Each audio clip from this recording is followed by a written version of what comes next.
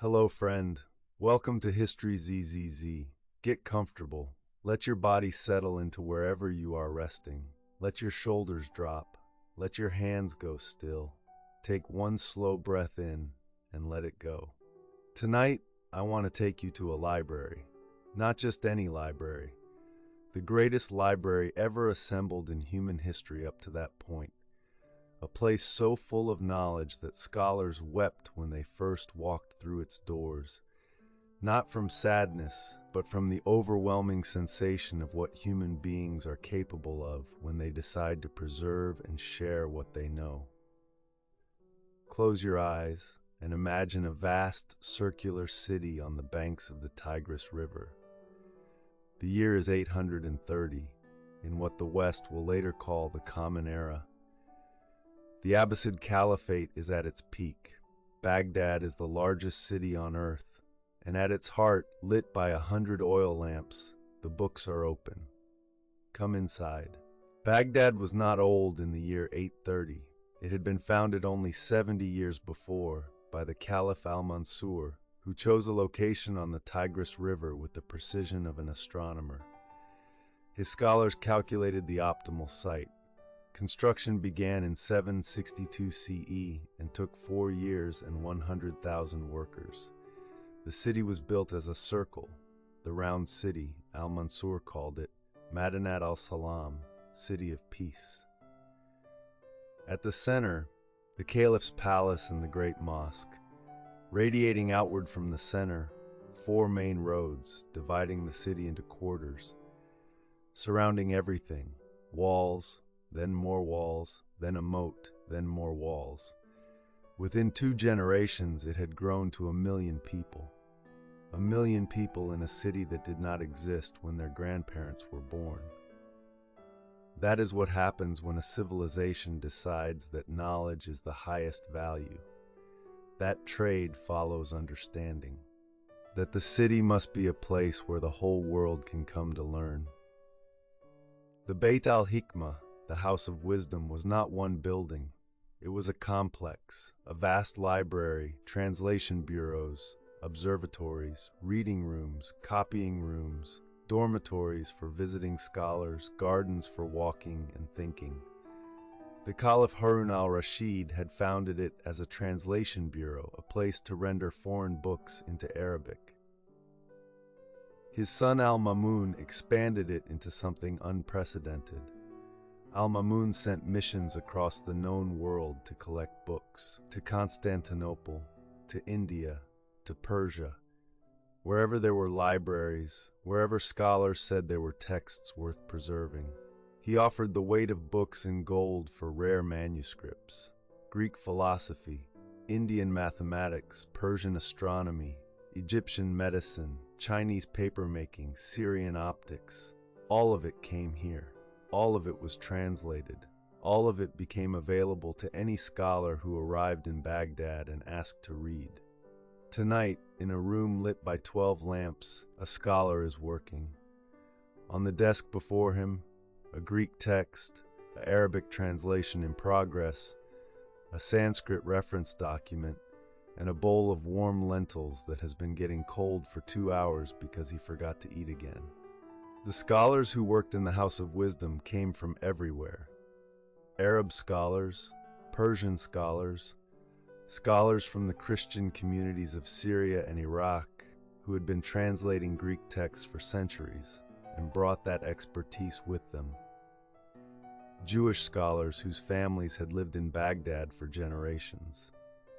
Travelers from India who understood astronomy in ways the Greek tradition had not reached.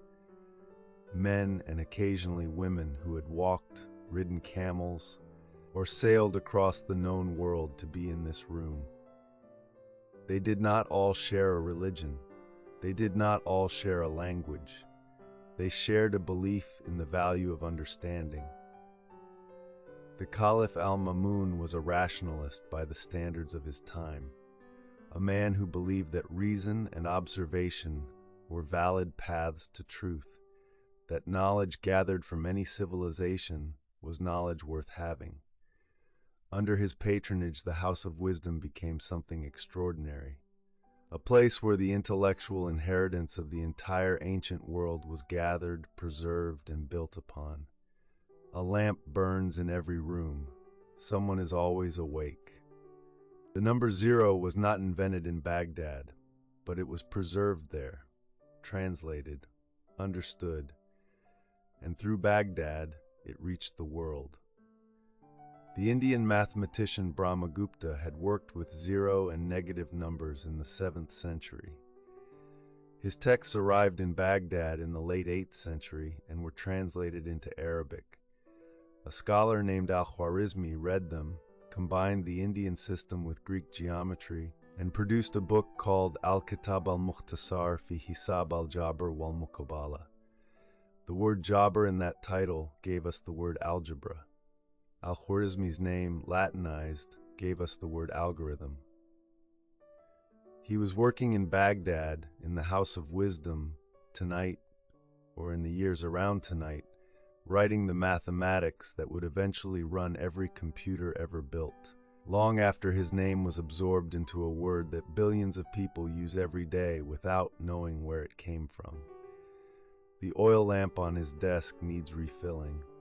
He doesn't notice. The proof is almost complete. The Tigris River moves through Baghdad tonight. It is the same river that ran through ancient Babylon, 100 miles to the south, when Hammurabi was writing his laws.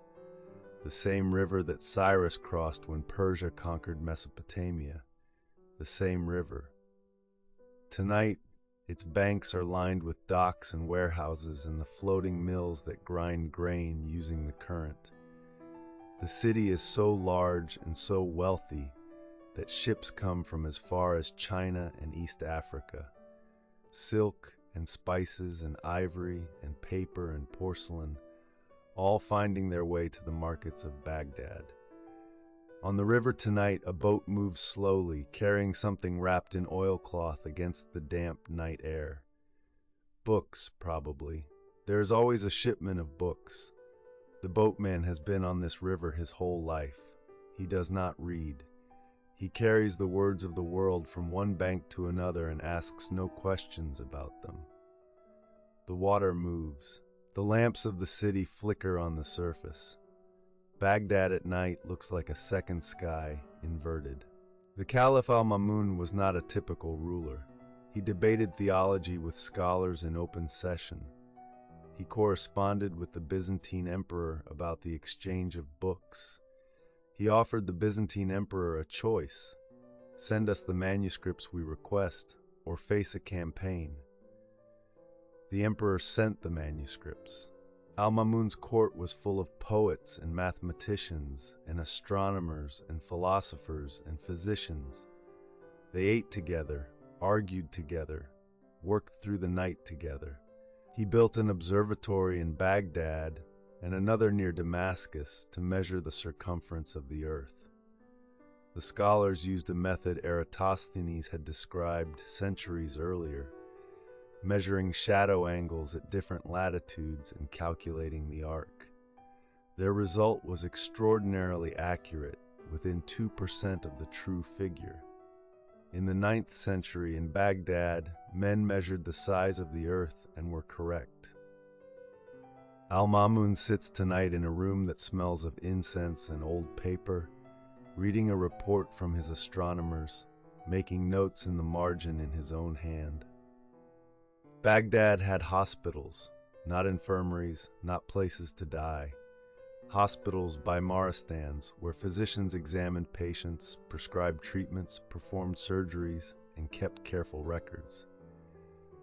The great hospital of Baghdad had wards for different illnesses: a ward for fevers, a ward for eyes, a ward for surgery, a ward for the mind. It trained physicians in formal courses. It had a pharmacy. It had running water.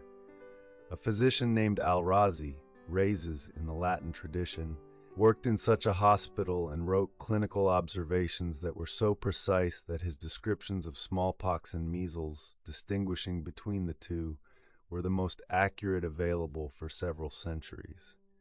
He observed, he recorded, he compared, he drew conclusions. It is the same process that medicine still uses today. Tonight in the hospital ward, a physician walks slowly between beds, holding a lamp, checking, noting. The night shift is the quiet part. He will write it all down in the morning. Something arrived in Baghdad from China that changed everything: paper. Exactly when and how is still a matter of some historical debate, but by the late 8th century, Baghdad had paper mills. By the 9th century, the whole Islamic world had paper. This matters more than it might seem. Before paper, books were written on papyrus, expensive, fragile, difficult to produce in large quantities. Or parchment, animal skin, even more expensive, labor-intensive. Paper was cheap. Paper was durable. Paper could be made anywhere there was water and plant fiber. With paper came the explosion of books. A scholar in Baghdad in the 9th century could own books, not just consult them in a royal library, but own them. Personal libraries became common. The bookseller's quarter in Baghdad was famous across the Islamic world. Hundreds of stalls selling texts on every subject imaginable. Tonight, a bookseller is closing up his stall, stacking the unsold volumes carefully, wrapping the most valuable ones in cloth. Tomorrow, he will have new stock from the copyists. There are always new books. On the roof of a building near the Tigris, an astronomer is watching the sky. He has an astrolabe, an instrument of extraordinary precision, the product of centuries of refinement, capable of measuring the altitude of a star and calculating from that the time, the latitude, the direction of Mecca for prayer, the start of the lunar month. The Islamic calendar is lunar, tied to the observable heavens. This is not incidental to astronomy's importance. It is central to it. Every year, astronomers must observe the new moon to declare Ramadan. Every day, Muslims must calculate prayer times from the sun's position. The religion required astronomical precision, and the culture responded by producing the most sophisticated astronomical tradition in the medieval world. Tonight, he is tracking Jupiter. It has been moving through Sagittarius for the past 3 months, and the tables he is building will allow future astronomers to predict its position years in advance. He records the angle, he notes the time, he calculates. Jupiter does not know it is being watched, but it has been watched from this city for 3,000 years. Not all of Baghdad was scholars and libraries. The city was a living, breathing, complicated million-person organism, and at night parts of it stayed very much awake. The night market near the main canal sold food. Flatbread fresh from clay ovens, grilled lamb, rice cooked with saffron and dried fruits, sweets made from pistachios and honey, cold drinks flavored with rose water or pomegranate. The smells reached across the canal into the quieter residential streets. Warm bread and roasting meat, and something sweet, always something sweet, because Baghdad had access to sugar from the cane fields of southern Iraq, and the Arab world had developed an elaborate confectionery tradition. A family with small children is eating near the canal. The children are tired and a little sticky. The father is arguing pleasantly with the vendor about the price. The mother is watching the water. This is also Baghdad. The city is not all genius. It is also a family, tired at the end of the day, sharing a meal by the water. In a room in the House of Wisdom, a translation is being completed. The text is Ptolemy's Almagest, the definitive Greek work on astronomy, written in the 2nd century CE. It had been sitting in this scholar's inbox, so to speak, for 6 months. Tonight, the final pages are being rendered into Arabic. Translation is not a mechanical process. You cannot simply replace each word with its equivalent. Concepts that exist in Greek may not exist in Arabic. Technical terms must be invented or borrowed. The translator must understand both languages and the subject matter deeply enough to know when a word-for-word rendering would mislead. The scholars of the House of Wisdom were not just linguists.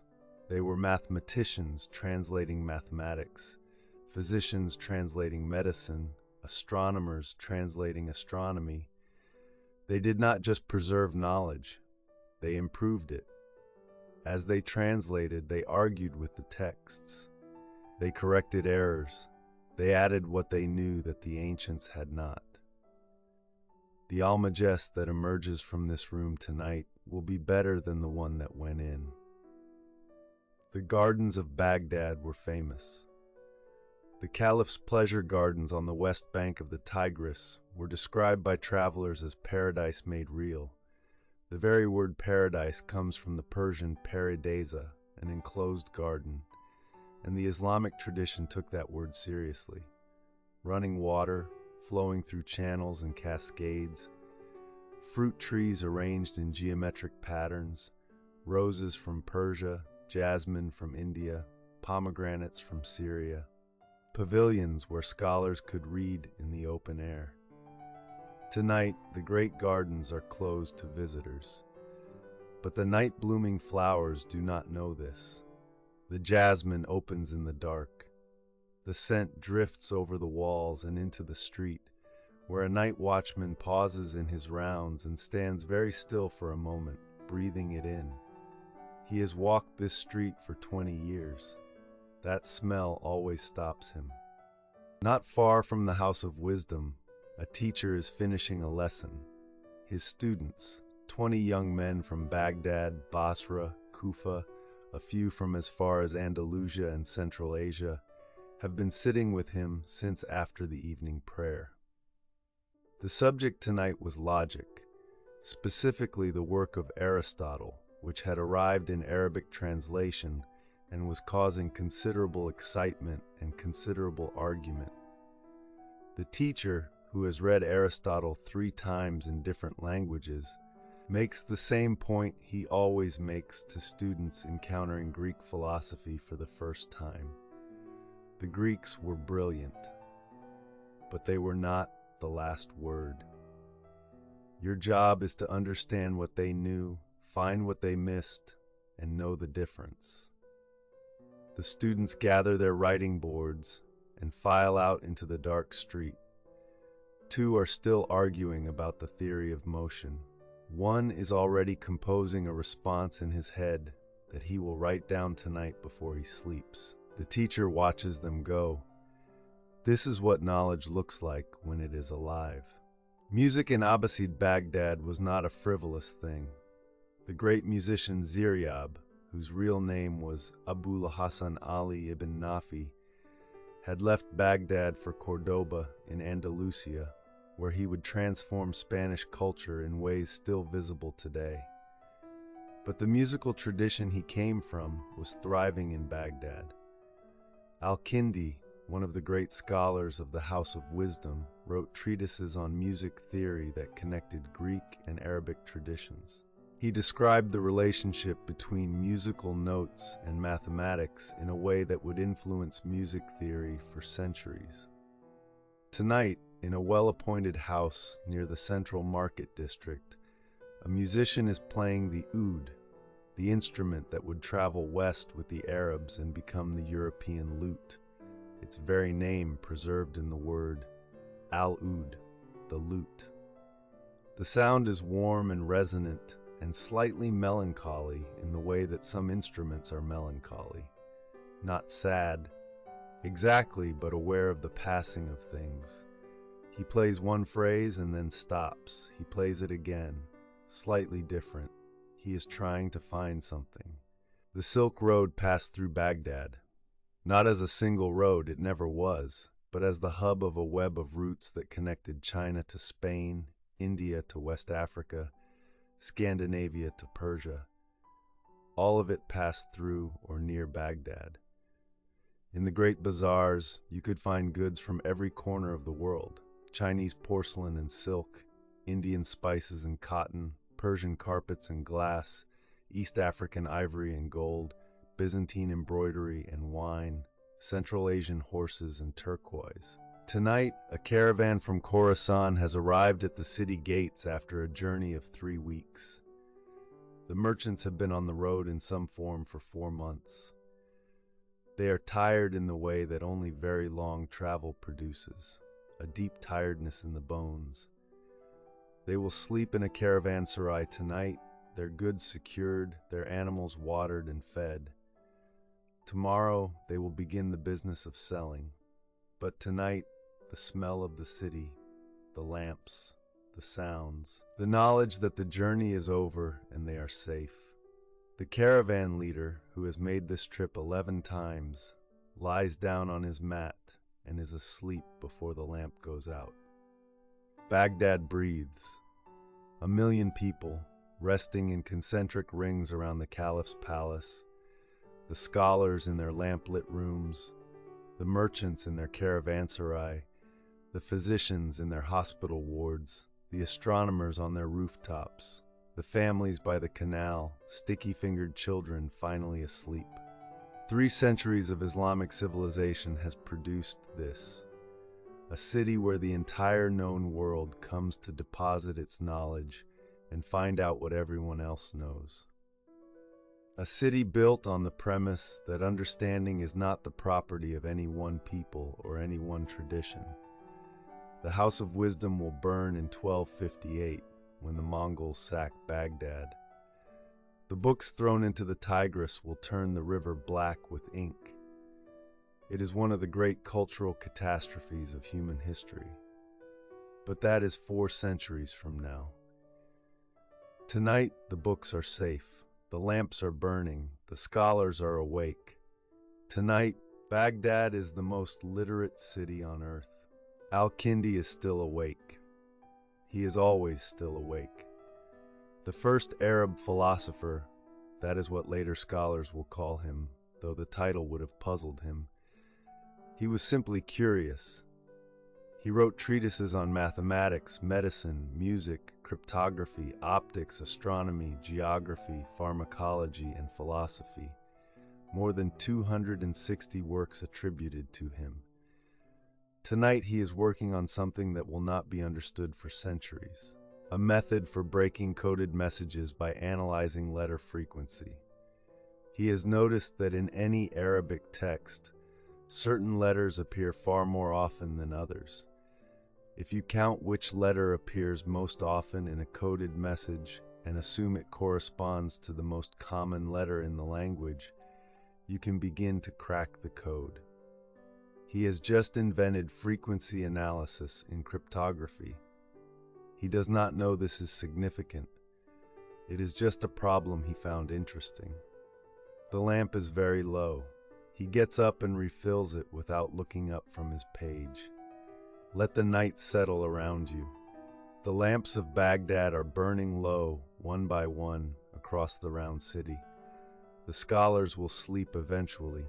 Even Al-Kindi will sleep, probably falling asleep at his desk, waking stiff in the gray light with ink on his cheek and the lamp long out. The river moves in the dark below the city. The stars that the astronomers were tracking have wheeled slowly westward. The jasmine in the palace gardens has been breathing its scent into the empty night air for hours, with no one there to smell it. What happened in this city, in these decades, in these rooms, survived. Not all of it, not enough, but some. The algebra survived. The astronomy survived. The medical texts survived. The philosophy survived. Some of the poetry survived. They came to Europe through the translations of later scholars in Toledo and Sicily, where Arabic texts were rendered into Latin and put back into circulation in a world that had forgotten some of what it knew. What Baghdad preserved, the world eventually got back. You are safe.